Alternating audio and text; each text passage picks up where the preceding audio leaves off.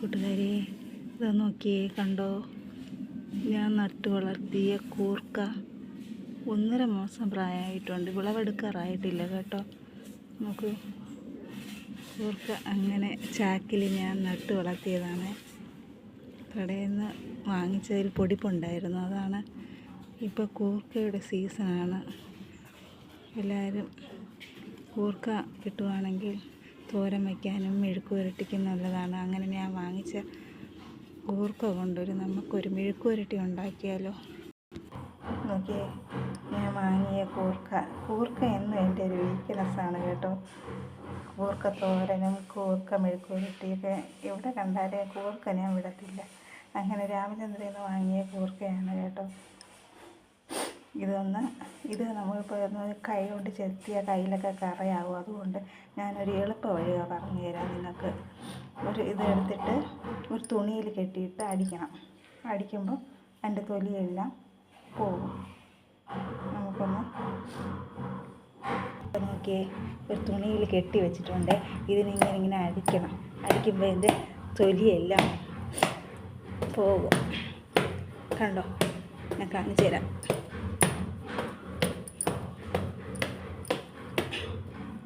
കണ്ടോ? ഇളകി വന്നത് കണ്ടോ? എന്നിട്ട് പോകാത്തതൊക്കെ നമുക്ക് ഒന്ന് പീലറിട്ടോ നൈഫിട്ടോ എടുക്കാം. അങ്ങനെ നല്ലതായി ചുരണ്ടി കഴുകി നല്ല വെള്ളമൊക്കെ കഴുകി മണ്ണും ചെളിയെല്ലാം പോയതിന് ശേഷം നമുക്കൊന്ന് കട്ട് ചെയ്യാം കേട്ടോ. കണ്ടോ? കട്ട് ചെയ്ത് വെച്ചിരിക്കുന്നുണ്ടോ? എൻ്റെ കയ്യിലൊന്നും അത്ര കറയായിട്ടില്ല. സാധാരണ കയ്യിൽ വെച്ച് ചുരണ്ടുമ്പോഴാണ് കയ്യിലൊക്കെ കറയാകുന്നത്. ഈ തുണിയിലിട്ട് അടിച്ചാൽ അത്ര ആകത്തില്ല കേട്ടോ.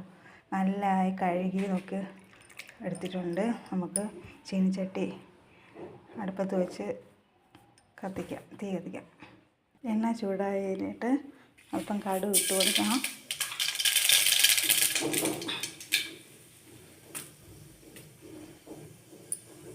കുറച്ച് ഇഞ്ചിയും വെളുത്തുള്ളിയും കൂടെ ചതച്ചും കൂടെ ചേർക്കാം. ഈ കിഴങ്ങ് വർഗ്ഗങ്ങളൊക്കെ ഉണ്ടാക്കുമ്പോൾ ശകലം പ്രത്യേകിച്ച് മെഴുക്ക് പുരട്ടി ഗ്യാസൊന്നും വരാതിരിക്കാൻ വേണ്ടിയാണ്. കരിവേപ്പിലയും വറ്റൽമുളകും കുറച്ച് സവാള ഇട്ട് കൊടുക്കാം.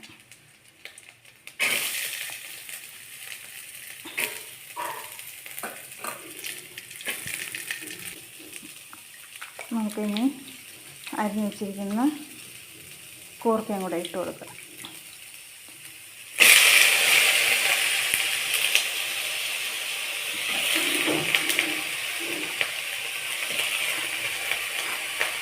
സാധാരണ ഞാൻ കൂർക്ക കൊണ്ട് തോരനാണ് ഉണ്ടാക്കുന്നത്. ഇന്നൊരു ചേഞ്ച് ആയിക്കോട്ടെ എന്ന് എഴുതിയാണ് മെഴുക്ക് പുരട്ടി നല്ല ടേസ്റ്റാണ് കേട്ടോ.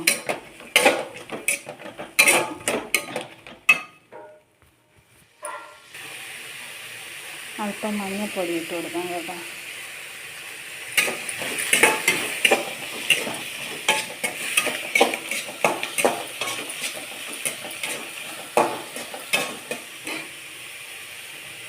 ശകലം ഉപ്പും കൂടെ.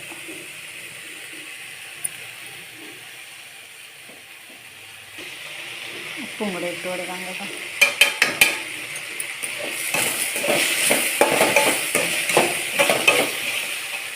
ശകലം ഒന്ന് വെള്ളം കൂടെ ഒഴിച്ച് കൊടുത്ത് വേവാൻ വയ്ക്കാം.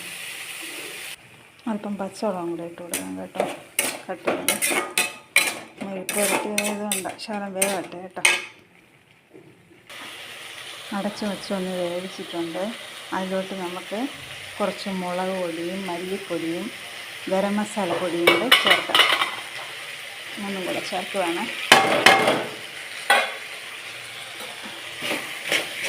മെഴുക്ക് പുരട്ടി ആയതുകൊണ്ടാണ് ശകലം ഗരം മസാലയൊക്കെ ചേർത്തത്. നല്ല ടേസ്റ്റ് മണമൊക്കെ കിട്ടാൻ വേണ്ടി.